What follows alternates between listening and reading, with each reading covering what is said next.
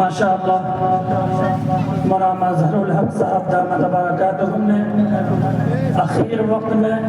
بہت ساری قیمتی اور معاشرے کی ضروری باتیں آپ کے سامنے عرض کی.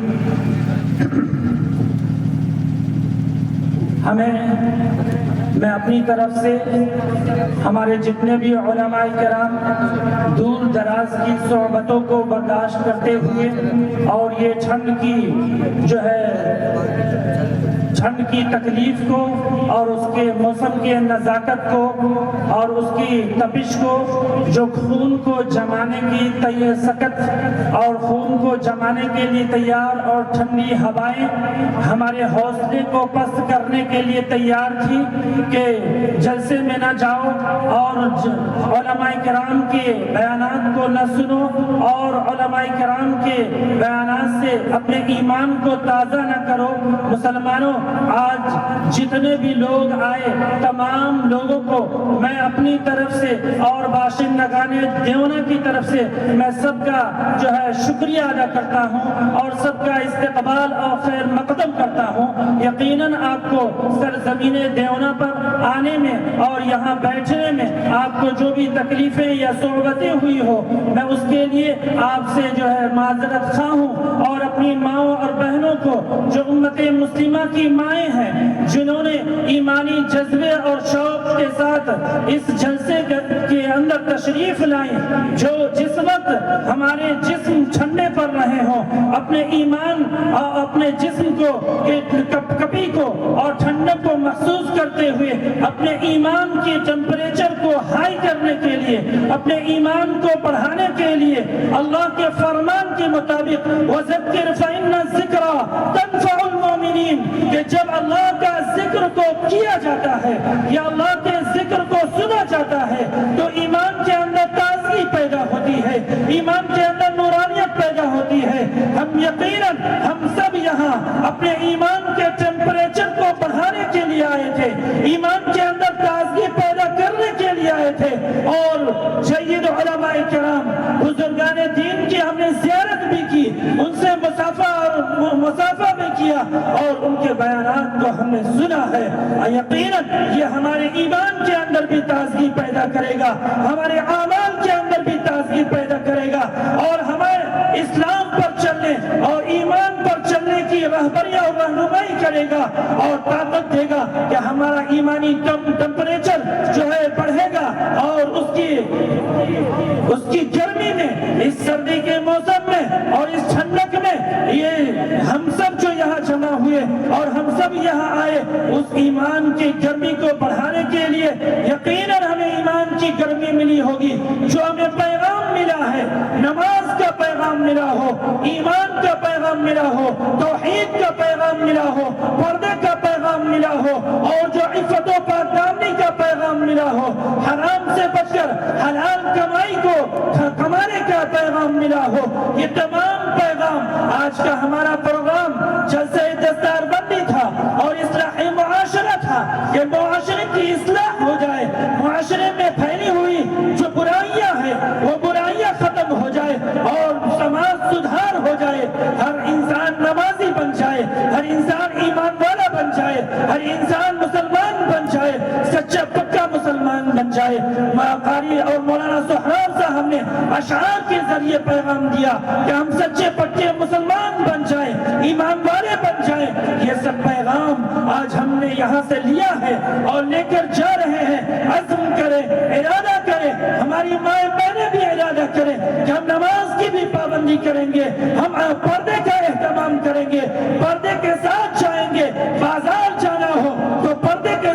ساتھ جائیں گے، کسی ضرورت سے کہیں اور جانا ہو، شادی بیاہ کی محفل میں جانا ہو تو ہم پردے کے ساتھ جائیں گے. ہر جگہ پر ہم پردے کا اہتمام کریں گے اور نماز کی پابندی کریں گے، اپنے شوہر کی اطاعت کریں گے، اپنے شوہر کی فرما برداری کریں گے، اپنے شوہر کو خوش رکھیں گے. مولانا مظہر صاحب نے پیغام دیا کہ اپنے شوہر کو خوش رکھو، اپنے شوہر کی اطاعت اور فرما برداری کرو. یہ بہت بڑا پیغام ہے. اللہ تعالیٰ نے قرآن کریم کے اندر فرمایا الرجال قوامون علی النساء کہ مردوں کا حاکم جو ہے عورتوں کا حاکم مرد ہے اور اللہ کے رسول نے فرمایا کہ اگر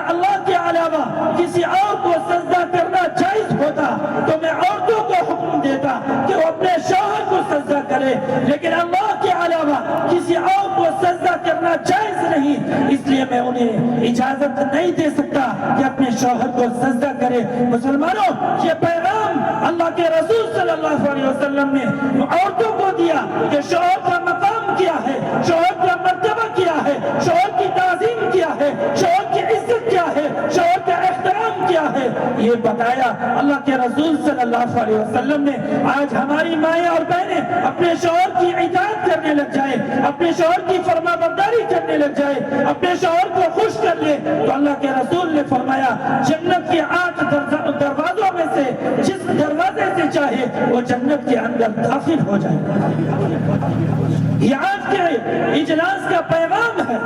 یہ آج کے اجلاس کا یہ ہمیں سبق لے کر جانا ہے، عزم اور ارادہ کر کے جانا ہے۔ میری ماں بہنوں، آپ کو ان کی اتباع کرنا ہے، ازواج مطہرات کی اتباع کرنا ہے، صحابیات کی اتباع کرنا ہے، رسول اللہ صلی اللہ علیہ وسلم کی صحابی حضرت جو ہے ام کلثوم کا، حضرت زینب کا، حضرت رقیہ کا اور حضرت فاطمہ الزہرا رضی اللہ عنہا کا جو ہے ان کی اتباع کرنا ہے، ان کو اپنا رول ماڈل بنانا ہے اور ان کی اتباع کر کے جس طرح انہوں نے اپنی زندگی کو پاک دامنی میں گزارا، عفت میں گزارا، پردے کے اندر گزارا، فرمایا حضرت فاطمہ الزہرا نے کہ میرے چہرے کو تو کیا، میری پرچائی کو کسی غیر مرد نے نہیں دیکھا۔ یہ پیغام ہے امت مسلمہ کی تمام ماں اور بہنوں کے لیے، حضرت فاطمہ الزہرا رضی اللہ عنہا کا، کہ تم اپنے جسم کی حفاظت کرو، اپنے جسم کے اوپر پردہ کرو، اپنے چہرے کا پردہ کرو اور پردے کے ساتھ زندگی گزارو، تو تمہارا حشر کل جنت کے اندر اللہ تبارک و تعالی فاطمہ الزہرا کے ساتھ تمہارا حشر فرمائے گا، زینب اور رقیہ کے ساتھ فرمائے گا، ازواج مطہرات کے ساتھ فرمائے گا۔ یہ اس لیے ہمیں چاہیے، ہماری ماں بہنوں کو چاہیے کہ ہم صحابیات کے مطابق اور جو اچھی طریقے سے زندگی گزارے۔ ہمارے نوجوان اور ہمارے بہنوں، بھائیوں اور ہمارے بڑے بزرگ، یہ سبھی صحابہ کرام کی اتباع، کہا گیا صحابہ کرام ایک ایسی جماعت ہے جو حضور پاک صلی اللہ علیہ وسلم کی تربیت یافتہ ہے۔ حضور پاک صلی اللہ علیہ وسلم نے ان کو ٹریننگ دی ہے، ان کو تعلیم دی ہے، قرآن ان کا سلیبس تھا اور محمد رسول اللہ صلی اللہ علیہ وسلم ان کے ٹیچر اور معلم تھے، اور ان کی درسگاہ مسجد نبوی تھی، اور اس ماحول میں، اس کالج میں اور اس یونیورسٹی میں انہوں نے تعلیم حاصل کر کے وہ ایسے بنے جن کو اللہ تبارک و تعالی نے اسی دنیا کے اندر رضی اللہ عنہم ورضوا عنہ کا جو ہے پروانہ عطا کر دیا۔ اللہ نے اپنی رضامندی کا، اپنی خوشنودی کا پروانہ عطا کر دیا کہ اللہ تم سے راضی ہے، تم اللہ سے راضی ہو جاؤ۔ مسلمانوں، جب اللہ کے رسول صلی اللہ علیہ وسلم کے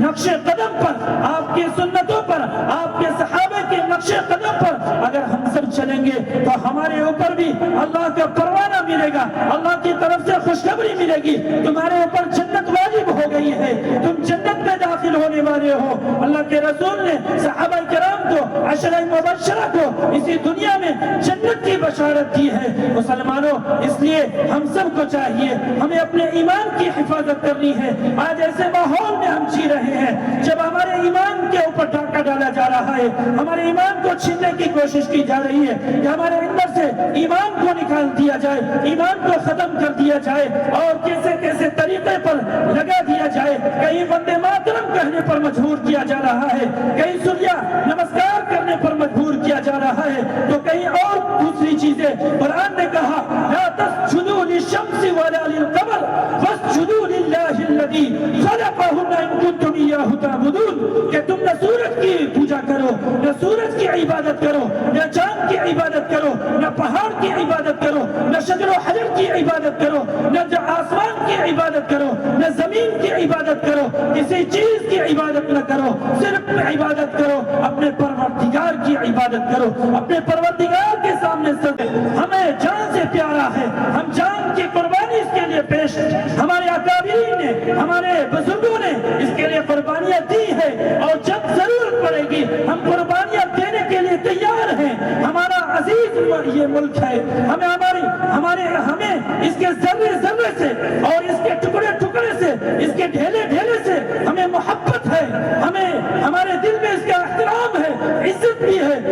محبت بھی ہے، لیکن ہم اس کی عبادت نہیں کر سکتے ہیں، اس کی ہم پوجا نہیں کر سکتے ہیں، اس کو ہم سجدہ نہیں کر سکتے ہیں۔ ہم اس کے لیے جان قربان کر سکتے ہیں، اپنا مال قربان کر سکتے ہیں، اپنی گردنیں کٹا سکتے ہیں، اپنے خون کی ندیاں بہا سکتے ہیں، لیکن جو ہے ہم اس کے لیے کہا جائے کہ تم اس کی پوجا کرو، اس کے لیے سجدہ کرو، ہم اسے سجدہ نہیں کر سکتے، ہم اس کی عبادت نہیں کر سکتے۔ ہمارے اللہ نے حکم دیا تمہیں سجدہ کرنا ہے، تمہیں عبادت کرنا ہے تو صرف اللہ کی عبادت کرنا ہے، صرف اللہ کو سجدہ کرنا ہے۔ اس لیے ہم اسے محبوب رکھتے ہیں، لیکن ہم اس کی عبادت اور اس کو سجدہ نہیں کر سکتے۔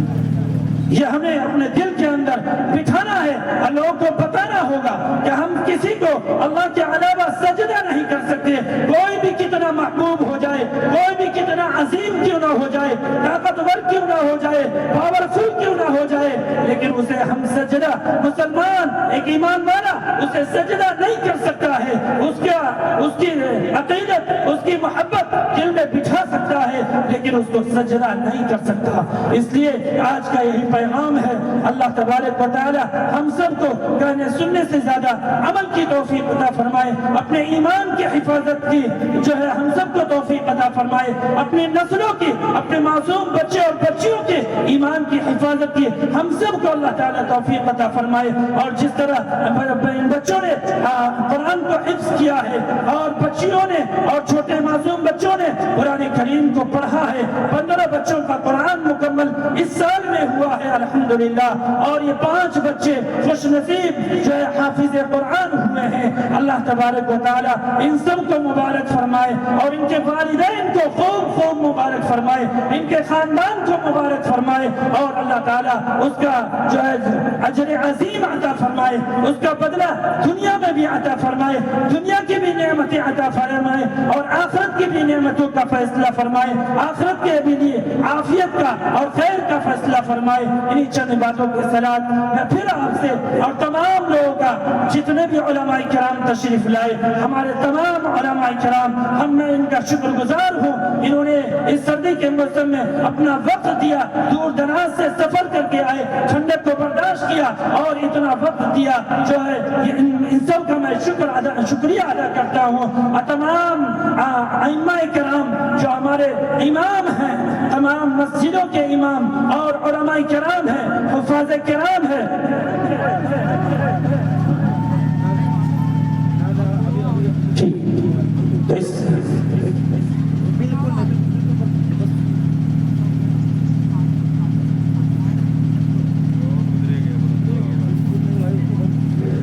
تو یہ